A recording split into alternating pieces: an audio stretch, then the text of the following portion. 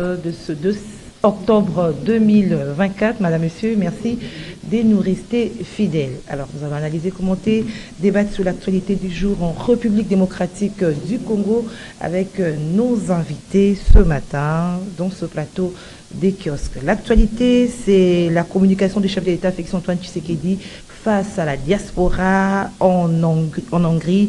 Le chef de l'État s'oppose au dialogue. Il ne voit ni la nécessité ni l'urgence d'un dialogue politique. Le pays n'est pas en crise, a dit Félix Antoine Tshisekedi. Nous allons analyser ce sujet avec nos invités. Vous le savez, l'opposant Martin Fayoulou qui prône toujours un dialogue, la cohésion nationale. Est-ce une réponse à Fayoulou? Nous allons en parler avec nos invités. Du côté de l'Assemblée nationale, on parle d'un blocage, si nous pouvons le dire ainsi, toujours pas de calendrier après l'ouverture de la session de la session de septembre, toujours pas des calendriers, 15 jours après, et l'UDPS, le parti au pouvoir, la première force politique avec 150 députés, réclame la présidence de 7 sur 10 commissions à l'Assemblée nationale. Analyse et commentaires, c'est avec nos invités. Le premier déjà là avec nous, dans l'attente de Serge Tseka. Eric Izami est avec nous. Bonjour Eric Izami. Bonjour Madame Gisèle. Merci de l'invitation et merci aux téléspectateurs et auditeurs qui vont nous écouter ou nous suivre en ce moment. Merci pour l'invitation. Ok, alors nous allons commencer par le chef de l'État. Vous avez un biscuit? Non, juste rendre hommage à un géant parmi nous qui s'en est allé dans l'au-delà, lui qui était si bon, si clément, si un Mutombodi Kembe, Jean-Jacques. Il est des gens qui, quand ils ont été élevés socialement, jusqu'à représenter pas seulement une nation, mais tout un continent, à des instances assez importantes au niveau des autres, tout ça par exemple aux États-Unis d'Amérique, mais il reste humain, il reste humble. Je voudrais vraiment lui rendre hommage, Mutombodi Kembe. Pourquoi? Parce que je me rappelle une fois, nous avions été sélectionnés pour aller couvrir une manifestation là au niveau de l'hôpital qu'il a fait construire au niveau de la commune de Massina. Il avait acheté un scanner de marque Siemens qui coûtait 1 500 000 $ américains. Il l'avait acheté rien que pour faire des examens et tout ça. Alors à l'inauguration, nous avions été conviés à cette cérémonie, nous sommes allés là-bas et j'étais frappé par son humanité, sa simplicité, nous disons que même vivant aux États-Unis, ce n'est pas arrêté à Koliali Panangana Mwambananga chaque tango. Il nous a dit ça. Alors, il est parti et moi je pense que c'est l'un des Congolais qui ont quand même donné de la valeur à notre pays, à notre nation, à notre communauté, pourquoi pas à notre famille africaine. Donc, c'est comme ça que je voulais quand même lui rendre hommage et je souhaiterais, par rapport à tout, que le bon Dieu mette son âme près de fleurs et parmi les glorieux. Et pour nous qui sommes restés, par la grâce de Dieu, j'aurais voulu que nous puissions quand même lui rendre hommage et que s'il avait des projets en cours d'exécution, que nous puissions honorer sa mémoire en exécutant ces projets-là jusqu'au bout. Parce qu'entre-temps, je note qu'il avait même qu'on peut vouloir, par exemple, construire une université au niveau du Kasaï oriental. Et pas que ça, même d'autres villes, il en avait des projets comme ça que je souhaiterais voir être concrétisés. Mutombodi Kembe, vraiment merci pour ce que vous avez été pour nous, Congolais. Voilà. Merci Mutombodi Kembe. Et à voir les hommages qui lui sont rendus, Eric Izami, c'était vraiment quelqu'un qui avait un carnet d'adresses. Hein. Ah ben, Mutombodi Kembe, ça reste le meilleur sportif de la République démocratique du Congo. Et voilà, qui a quand même fait flotter notre drapeau au-delà de nos frontières. Il nous a rendus fiers. Et je crois que c'est un modèle que nous devons présenter et à nos enfants et à nos petits-enfants. Et puis, bon, si possibilité que les autorités puissent quand même ériger un monument pour ces messieurs-là, Mutombodi Kembe, par ses propres initiatives, par ses propres moyens. Vous savez, il allait même visiter certaines écoles ici quand il arrivait. Il était altruiste, il était humain, il est resté humble. Pas arrogant parce qu'il a un franc en poche, non. Il n'a pas été arrogant parce qu'il avait un franc. Il a pensé à l'autre. Parce que finalement, j'ai appris d'un aîné que la vie n'a de valeur que quand elle permet à une autre vie d'éclore, d'évoluer, de se développer. Vous et moi sommes devenus parents. Qu'est-ce que ça vous fait que de voir un enfant aller à l'école progressivement et obtenir un bon résultat à la fin? Ça vous fait quoi? Ça vous fait de la joie parce que vous dites, ah, je participe à l'éclosion de cette vie, au développement de ces enfants ici grandissent par mon influence, par mon apport dans leur vie. Moi, j'aime. Mutombodi Kembe, franchement, j'ai dit ici, vraiment que le bon Dieu mette son âme près de fleurs et parmi les glorieux. Voilà, si j'ai évoqué la question de carnet d'adresse, j'ai vu les images qui lui sont rendues, le pays pouvait aussi l'utiliser par rapport à la crise sécuritaire, par exemple à l'Est. Vous savez, par rapport à des contacts, mais chose qui n'a pas été fait de son vivant. Ben je ne sais pas, je ne sais pas dire que ce n'était pas fait. Il ne voulait pas approcher la politique. Non, moi je ne pourrais pas dire que ce n'était pas fait. Je note qu'il a aidé quand même plusieurs de nos artistes quand ils ont commencé à ouvrir la brèche pour aller par exemple outre-Atlantique, aux États-Unis, donner des concerts. Tous nos artistes de renom ici. Il a beaucoup aidé. Il a été utilisé. Mais seulement, nous aurions pu, c'est aussi un peu notre tard, nous ne voyons que la politique. Je voudrais vraiment que nous présentons aussi ceux qui font bien, mais dans d'autres domaines. Parce qu'apparemment, dans la politique, on patauge, on n'est pas à l'aise. Nos politiques ne nous ont pas encore jusqu'ici satisfaits. Voici, vous avez annoncé que les uns sont pour les dialogues, d'autres non, les uns pour la constitution, révision, d'autres pour etc. Généralement, si vous posez la question à notre population, nous ne sommes pas, nous, membres de cette population, encore satisfaits de nos besoins par rapport à l'apport de nos politiques. Je crois qu'il y en a de bons, mais pour Mutombodi Kembe, on aurait pu l'utiliser davantage parce que bon, il a été par exemple par rapport à la situation de l'Est. Pourquoi pas hausser le temps auprès des gens qui fréquentent. Oui, justement. Mais je crois que le Congo, je l'ai souvent dit sur ton plateau ici, maman, nous n'avons pas un manque de joyaux, de personnalités, des gens qui peuvent rayonner, faire rayonner notre nation. Nous avons plutôt un problème de la manière dont on utilise les talents des uns et des autres, comme pour que ça puisse réjaillir avec un bénéfice positif pour la nation. C'est ça notre vrai problème. Nous devons, je plaide pour que nous ayons de bons coachs.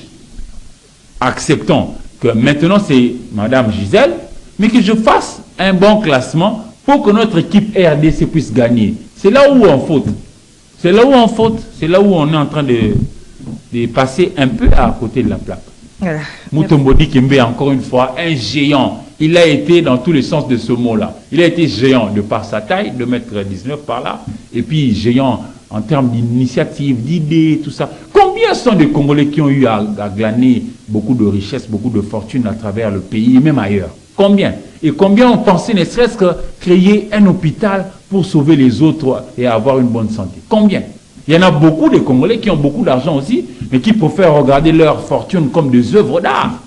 Ils préfèrent avoir de l'argent et le contempler comme ça, comme une tour et tout ça. Mais lui, au moins, il a eu non seulement la chance d'être élevé. Moi, j'ai eu le bonheur de faire un reportage hier, chez lui. À la maison? Oui, là où il a grandi.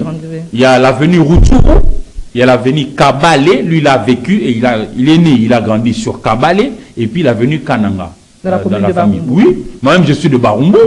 Moi, je suis du côté de Maluku, Kasaï, Bakongo par là. Et lui, il est vers Citas.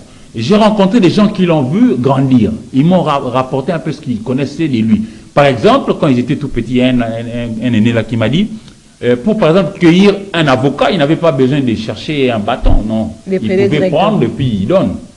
Et voilà.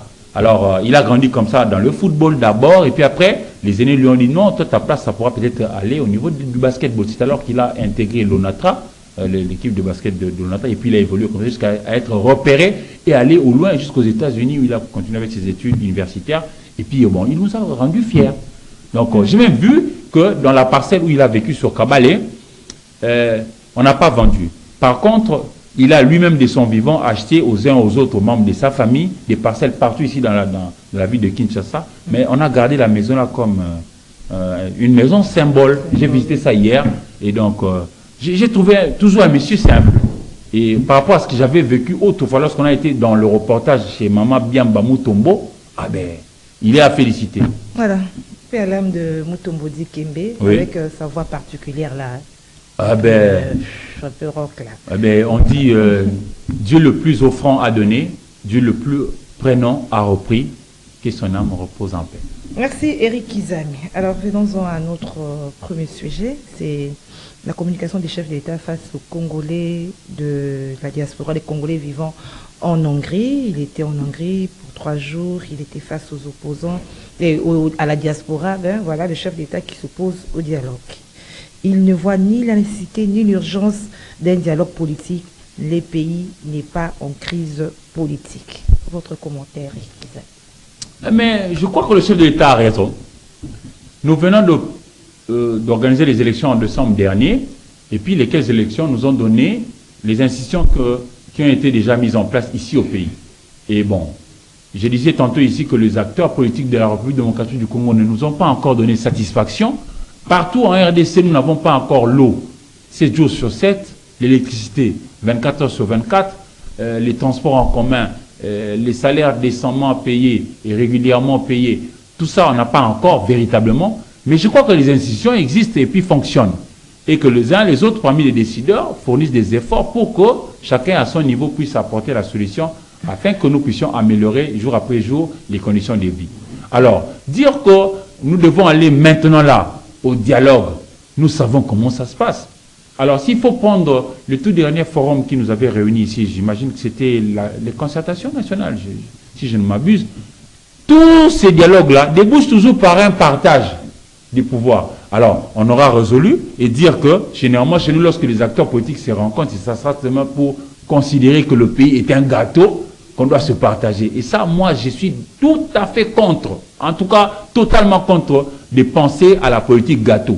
Moi, je suis plutôt de ceux qui pensent que les acteurs politiques doivent se mettre à l'esprit que le Congo doit être priorisé et que s'ils aiment vraiment les Congos, que eux-mêmes le rappellent souvent dans leur discours, ils doivent même en sourdine se parler. Dialoguer, ce n'est pas une mauvaise chose. Mais dialoguer dans le sens de pouvoir aboutir dans un partage, non. Ça, et là, le chef d'État a raison que de dire à notre diaspora vivant à Budapest là-bas en Hongrie, que non, ce n'est pas opportun. Parce que maintenant, l'opportunité, ce qui est nécessaire, les Congolais font face, les Congolais plutôt, font face à un problème d'insécurité. Et ça, c'est notable. Mais on peut se mettre aussi sur une table pour par rapport à ce problème. Non, pourquoi se mettre sur une table? Les Africains, l'arbre à Martin Fayoulou a été avec l'actuel chef de l'État, Félix Antoine Tshisekedi Tshilombo, au niveau de l'Amouka, quand ils étaient tous ensemble, tout ça. Mais ils ont toujours de passerelles, ils peuvent toujours se rencontrer, même en douce. Nous, on n'a pas de caméras, nous, on n'a pas de saisies. Ils peuvent se rencontrer, chers amis, voici. Ils peuvent se parler. Pourquoi ils ne peuvent pas se faire violence jusqu'à aller se rencontrer, parler? Ils veulent toujours que la caméra soit là pour être vue, non? Et puis lorsqu'ils vont venir à être ensemble sur une table, est-ce que ça sera directement que nous allons devenir les États-Unis? On devient les États-Unis par rapport au travail. Que chacun fasse son boulot.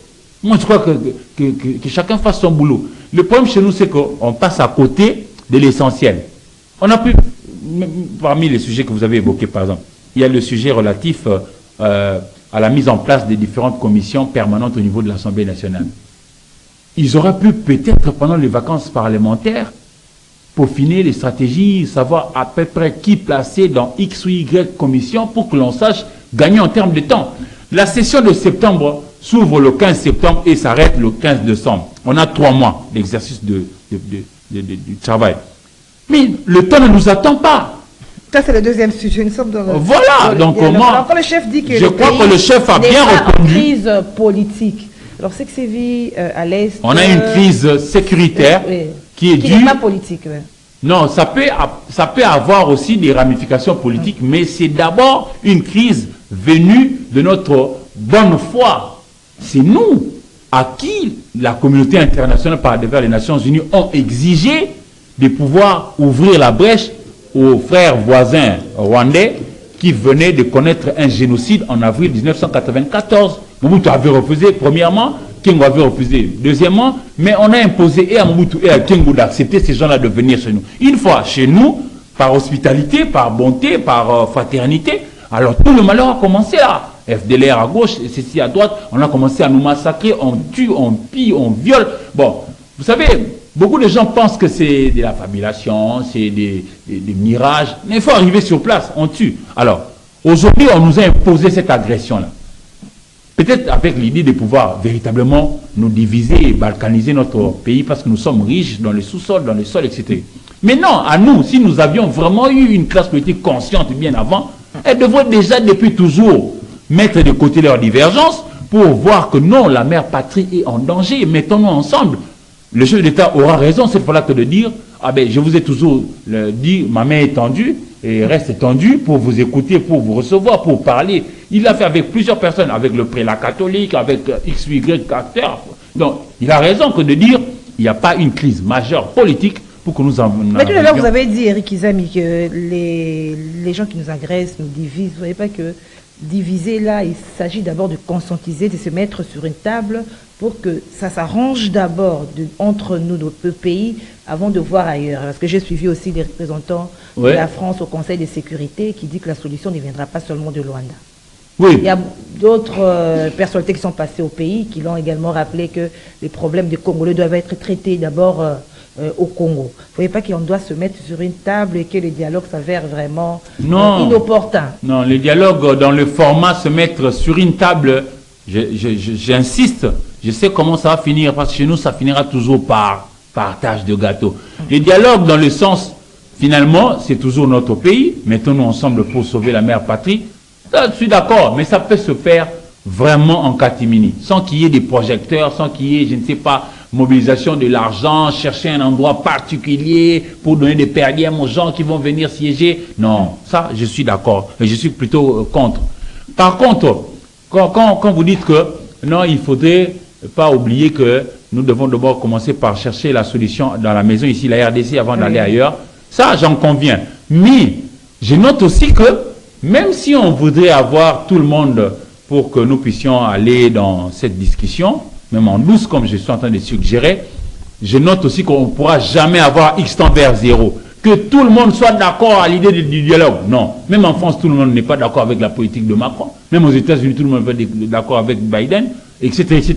Même chez Poutine, en Russie, tout le monde n'est pas totalement d'accord avec ce que fait Poutine. Même Jésus, hein, qui est dans ma foi chrétienne Dieu, il n'a pas fait non plus l'unanimité. Hein. Il y en a certains qui ont dit de lui qu'il était de Belzéboul. Donc, s'il faut vraiment attendre l'unanimité, que tout le monde soit d'accord avec ce que pense Tshisekedi Tshilombo, ou tout à fait d'accord avec ce que pense Martin Fayulu, ça sera une poursuite de vent. Il ne faut pas négliger aussi les remarques, les observations des autres. Non, le mal c'est quoi? Le mal c'est quoi? Le mal c'est que dans notre propre maison, dans notre propre famille, il y en a des taupes qui vendent le secret, qui vendent la mèche au voisin belliqueux qui est un ennemi. C'est ça notre problème. Dans notre classe politique, il y en a... Comment faire face à ces taupes-là? Ah ben il faut appliquer la loi. Il faut appliquer la loi. Il faut appliquer la loi. Qui a trahi l'État congolais, qui a vendu ceci à Kagame, qui a fait ceci. On doit appliquer la loi. Je crois que la loi existe. Les gens qui se comportent comme ça doivent être quand même inquiétés. Donc la communication du chef, c'est pour répondre à Martin Fayulu, c'est ça? Mais l'idée est partie de Martin Fayulu. Mais pourquoi est-ce qu'il a attendu seulement 6 ans après pour venir avec l'idée du dialogue? Moi, je ne suis pas contre que les gens parlent. Moi, je ne suis pas contre que les gens se parlent entre eux. Surtout que nous sommes tous Congolais, dénominateur commun, la République démocratique du Congo. Mais pourquoi seulement maintenant?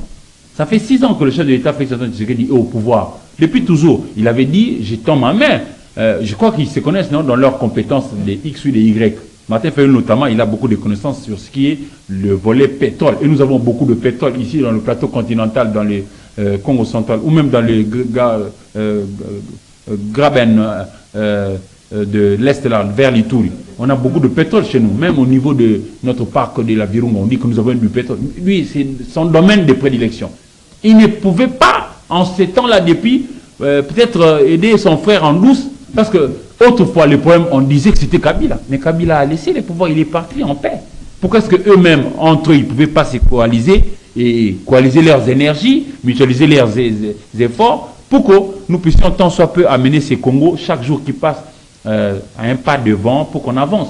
Sinon, on va marquer les pas. Et nos voisins, d'ailleurs, ils surfent sur nos différences, nos divisions, nos guerres inutiles. Maintenant là, ça monte en flèche avec cette histoire des commissions permanentes au niveau de l'Assemblée nationale. Et ça va nous faire perdre du temps comme ça, inutilement. au lieu d'aller vers l'essentiel. Et puis, on est ici, tantôt on dit révision de la Constitution, tantôt on dit modification de certaines dispositions de la Constitution. Et comme ça va nous prendre du temps et du temps pour rien. Parce que pour faire du bien à son pays, ah ben franchement, il ne faudrait pas forcément, pour moi, humblement, changer la Constitution. Alors, Eric, nous restons dans cette communication du chef de l'État. Est-ce que c'est une façon pour Félix-Antoine Tshisekedi de se dédouaner, pour dire que voilà, si dialogue il y en aura, ce n'est pas mon initiative? Mais il dit pas fort quand il dit ça. L'initiative, tout le monde, tous les Congolais qui nous suivent, tous les Congolais savent que l'idée, maintenant là, est partie de Martin Fayulu Malidi, qui lui pense que de ce dialogue naîtra la cohésion. Oh non. Qu'est-ce qui nous garantit que si Martin Fayulu, Matata Pogno, Félix Tshisekedi, Moïse Katumbi, Delis Sesanga, qui d'autre? Parce que je vois déjà Marc Kabila viennent à cette messe. Même Moïse Katumbi était c'est compliqué.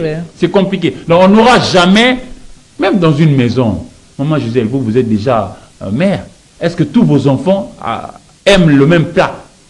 Nous sommes nés d'un même père, même mère, mais peut-être que pour moi, c'est le pondou qui m'intéresse. Mon frère, c'est peut-être les haricots, l'autre, c'est peut-être le poisson, etc. Nous n'aurons jamais X temps vers zéro par rapport à cette histoire. Pour aimer son pays, il ne faut seulement pas être sur la même table. Ils peuvent se parler, ils ont tout le moyen, ils ont toutes les passerelles, qui se parlent en douce. Pas des dialogues politiques pour venir partager le pouvoir à la fin. Non. Voilà, cette communication Moi, du chef, nous sommes encore là, Eric Izami. Oui. Est-ce que ça coupe aujourd'hui court à la spéculation, à la rumeur qui circulait que Martin Fayulu s'est rallié à Félix Tshisekedi pour combattre l'opposition? Ça, je ne peux pas, ça sera très tôt. Je note seulement une chose, que le temps est le meilleur allié de nous tous. Le temps va nous révéler qui a fait quoi, où, quand, comment, pourquoi et avec qui. Là, vous vous réservez encore. Oui, parce que là, c'est très tôt. Il s'est rallié à lui, on verra, parce que je note que ces lieutenants sont en train de critiquer aussi certaines positions du gouvernement, notamment tout ce qui concerne de cette histoire, de ce sujet de la révision constitutionnelle ou pas, modification de certaines dispositions ou pas. Je note que Devos Kitoko, qui se trouve être le secrétaire général des Nouvel Élan de chez Martin Fayulu, est contre. De l'SID. Oui, justement. Nouvel Élan, c'est Mouzito plutôt, excusez-moi. Oui. Donc, Devos a fait remarquer qu'eux, ils sont contre la modification de la Constitution. Or, les gens qui soutiennent le chef de l'État aujourd'hui, j'ai suivi le secrétaire général de l'UDPS qui, lui, est d'accord avec ça. Donc, ils ont des positions divergentes par rapport à cette... C'est ça qui a fait changer de position au chef de l'État. Je n'en sais rien. Je n'en sais rien. Mais approche de lui. Et puis, puisque vous citez Devos Kitoko, il a fait une déclaration disant que tout c'est lui qui s'oppose au dialogue et avec Nanga et Paul Kagame. Ça, c'est Devos Kitoko. Bon, ça c'est maintenant ça c'est la maladie de nos acteurs politiques. Ils sont toujours aux extrêmes. Puisque vous n'êtes pas avec moi, c'est que non. C'est trop hâtif et ça détruit encore ceux qui veulent enseigner aux Congolais. Si cohésion il doit y avoir, nous devons prioriser les choses. Alors si moi je ne voudrais pas admettre votre position, tout de suite je suis contre vous totalement. Non, non pas forcément. Et c'est comme ça que, excusez-moi, je suis malheureux que de dire que ces gens, dans la plupart des cas, pour moi, ils n'aiment pas le Congo. Ils n'aiment pas le Congo. Ils aiment les avantages qu'ils tirent du Congo plutôt que le Congo lui-même. Parce qu'ils ne voient que eux-mêmes. Quand tu n'es pas d'accord avec le dialogue prôné par Martin Fayulu, donc tu es avec Nanga. Comment ça? Alors, les enfants que nous donnons naissance aujourd'hui, eux, ils n'ont pas d'avenir. C'est seulement Martin Fayulu, quand lui dit, donc c'est Jésus qui a parlé. Non. Mais il veut l'apaisement, il veut que les gens se retrouvent, c'est pas. Au Burkina Faso. Que chacun mette sur la table. Non, mais nous voyons comment est-ce que. Non. Et pour que la paix revienne. C'est faux. Vous savez, quand on veut que les choses changent, ça ne demande pas grand-chose. Si ce n'est qu'une petite bonne volonté de la part d'un chacun.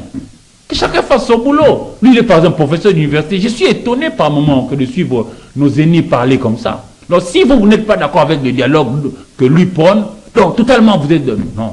Vous avez vu comment est-ce que j'ai toujours condamné Nanga ici. On a cherché plusieurs voies, notamment Luanda, même avant Luanda. Donc, on ne trouve pas de solution par rapport à la crise sécuritaire. Mieux vaut que les Congolais, les nationaux se mettent sur une table. Peut-être que la solution sortira. Et vous pensez que s'ils se mettent vraiment sur une même table, tout de suite nous avons la solution. Non, combien de fois ils se sont mis sur une même table? Nous connaissons Excusez-moi, hein, je mets quand même un peu d'eau dans mon vin. Je ne dis pas que tous les acteurs politiques sont mauvais, mais je note qu'au sein de la... Moi, j'ai été hier, par exemple, à l'INPP. J'ai rencontré des jeunes gens qui nous posent des questions parce que nous sommes perçus comme étant des gens qui, par moment, rencontrent le décideur. Et c'est vrai, quand nous le rencontrons, nous discutons.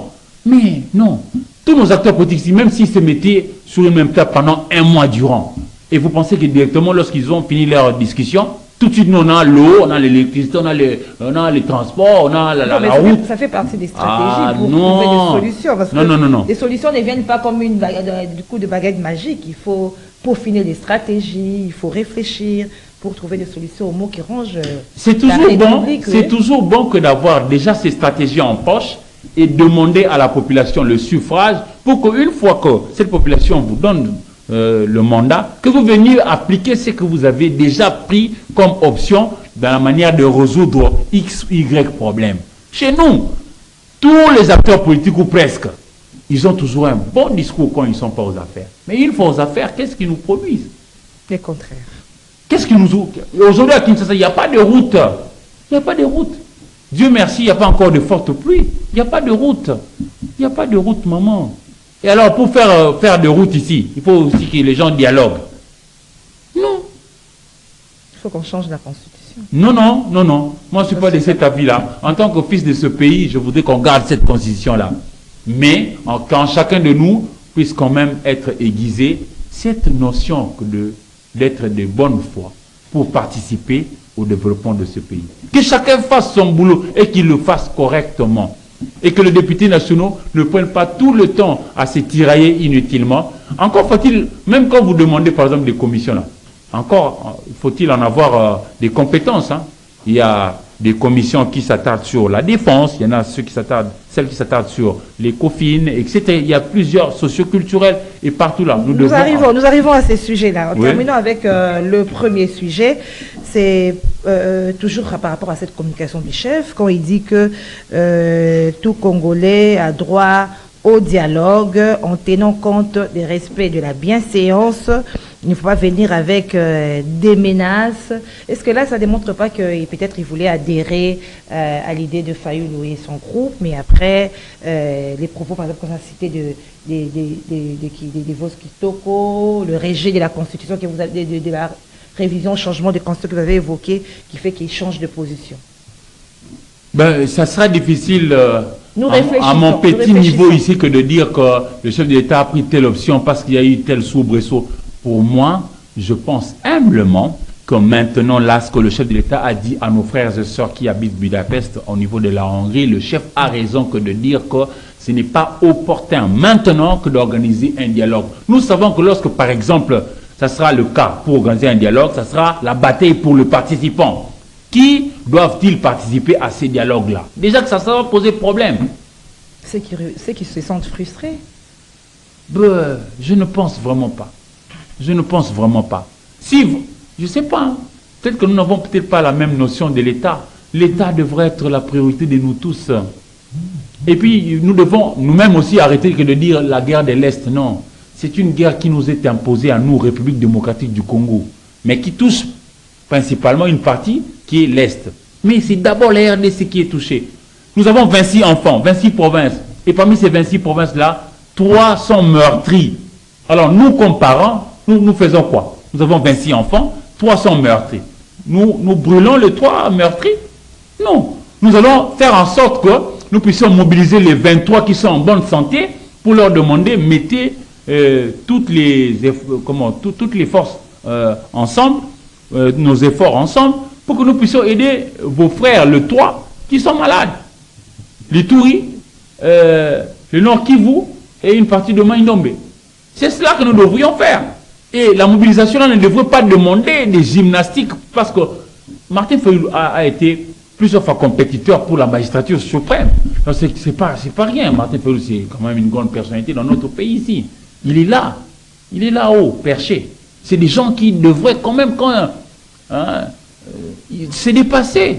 Je leur demande de se dépasser, que de prioriser l'État. S'ils aiment vraiment ce pays. Sinon, alors, nous, on est en train de pouvoir quand même un peu conscientiser notre population pour dire que nous devons ouvrir l'œil et le bon.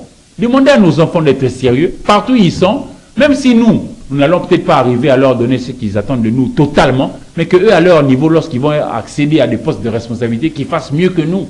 C'est cela. Je suis désolé d'entendre les gens dire que non, il faut dialoguer, et si vous n'êtes pas d'accord avec le dialogue, c'est que vous êtes à côté de la plaque, non.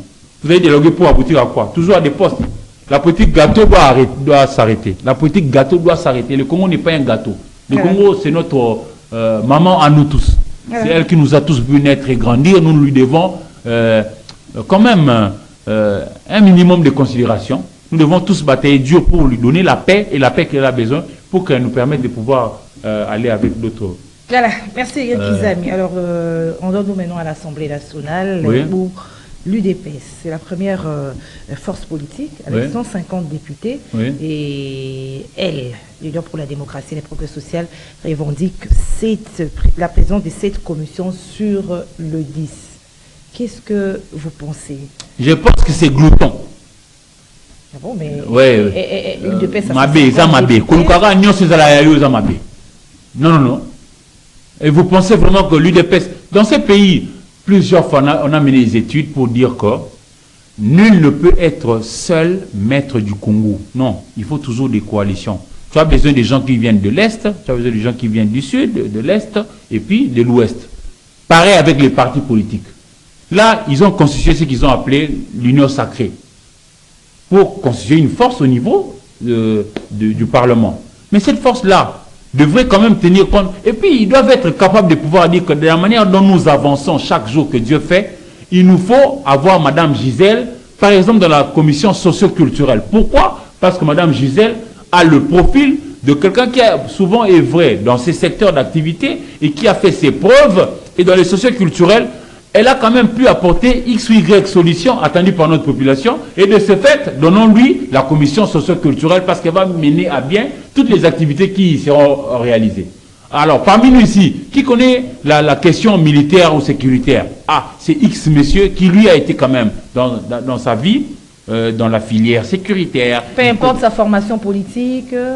Dans l'union sacrée. Oui, dans l'union sacrée, oui. Ils ont des quotas, c'est des calculs compliqués. Mais s'ils aimaient vraiment le pays, c'est là que je suis. Donc, ils vont se transcender pour donner à celui qui est capable de mieux conduire les... Vous savez, si c'est vous qui allez bien présenter les journaux, moi aussi je viens seulement pour bien filmer, mais les gens qui vont suivre ton journal vont te gratifier toi, mais nous serons nous tous fiers de ce que tu auras été par rapport à notre opinion. C'est cela aussi.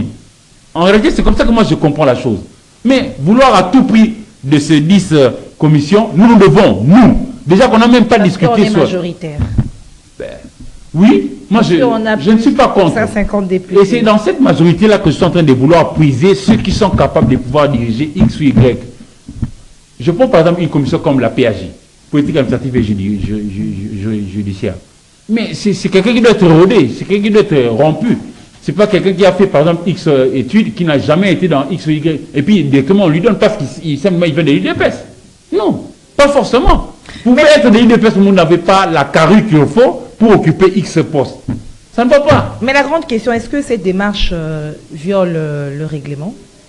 Je n'en connais pas très bien les contenus jusqu'au fond. Et donc, je ne voudrais pas m'avancer pour ne pas spéculer. Mais je donne juste une petite idée. J'ai dit, choisissez des personnes capables de pouvoir réellement incarner ces commissions-là. J'illustre ma pensée.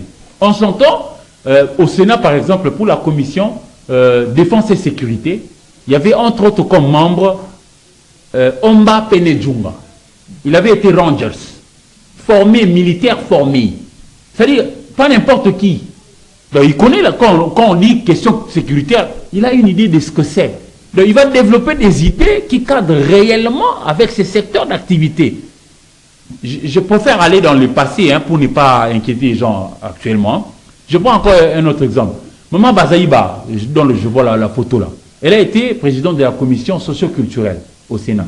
Et je crois que c'est pendant cette période-là que plusieurs lois ont été votées, notamment pour, par exemple, aider nos frères qui ont malheureusement attrapé le sida à avoir droit à X ou Y médicaments. Pourquoi? Parce qu'elle a été longtemps dans ces secteurs-là. Elle s'était bien comportée parce que déjà, c'est des choses qu'elle fait au quotidien. Actuellement, maintenant je viens aux exemples présents. Le ministre national Teddy Luamba, qui est aux ressources hydrauliques et électricité. C'est un docteur dans le domaine de l'électricité. Il est professeur d'université dans ça. Et voyez comment il nous explique que nous avons X, Y problème. Si quelqu'un de comme ça se fait entourer de bonnes personnes capables de pouvoir l'aider à matérialiser toutes les bonnes idées qu'il a, je crois que nous allons avancer. Et je note qu'il travaille bien. Seulement, je demande qu'il soit soutenu par les autres. Un autre ministre, il est au niveau de l'industrie. Moi, je le connais personnellement. Parce que je l'ai vu travailler en son temps. Lui, Watum Kabamba, il est au niveau de l'industrie. On a vu quand même les résultats avec Pepsi. Ça engage nos frères, non? Ah ben voilà, c'est des gens qui, dans son domaine d'activité, il est ingénieur civil. Il a fini ici à l'Unikin, ingénieur civil. Il a travaillé, il a fait ses preuves, notamment dans le Ouélé. Ouélé, c'est là-bas, avec Isiro Matari comme chef-lieu. Nous avons Rungu, Dungu, Wamba, Watsa, Faradje, dans l'extrême nord-est. Moi, je l'ai vu travailler, par exemple, dans Kibali Gold Mines, où ils ont réussi à pouvoir créer des, comment on appelle ça, des barrages hydroélectriques. Ils ont trouvé sur place les barrages légués par le Belge, Nzoro 1, ils en ont créé Nzoro 2, ils ont créé Ambarao, ils ont créé par devers les Congolais qui sont sur place à Zambie, et ils sont en train, tu vois, des gens qui peuvent réaliser des choses palpables, vivables, touchables, réelles, pas des chimériques, non, pas des mirages, etc., etc. Parce que je ne voudrais pas citer d'autres, mais il y en a, à chacun son domaine. Tu vois, quelqu'un comme ça. Il faut mettre l'homme qu'il faut à la place qu'il faut. Voilà. Sinon, nous n'aurons pas de résultats. Pour la commission, par exemple, qui s'occupe des infrastructures, aujourd'hui, il y a un sérieux problème. Pas seulement pour Kinshasa. Pas seulement pour Kinshasa, maman. Il y a tout le temps, nous pleurons nos morts ici parce qu'une baleinière a chaviré. Parce qu'un bateau a échoué. Parce que. Non, mettons quand même du sérieux. Mettons des personnes capables de pouvoir faire le travail à leur place véritable. Parce que s'il faut continuer avec cette politique de gâteau, mais ce sera seulement X. Il y en a déjà qui commencent à indexer, certaines personnes disent ah non, vous voulez le changement des conditions parce que vous êtes graissé les poches. Vous êtes devenu riche en 3 ans. Vous êtes devenu riche en 5 ans. Tu vois, ça ne fera pas bon. Ça va encore une fois détruire ce que nous attendons tous, la cohésion nationale.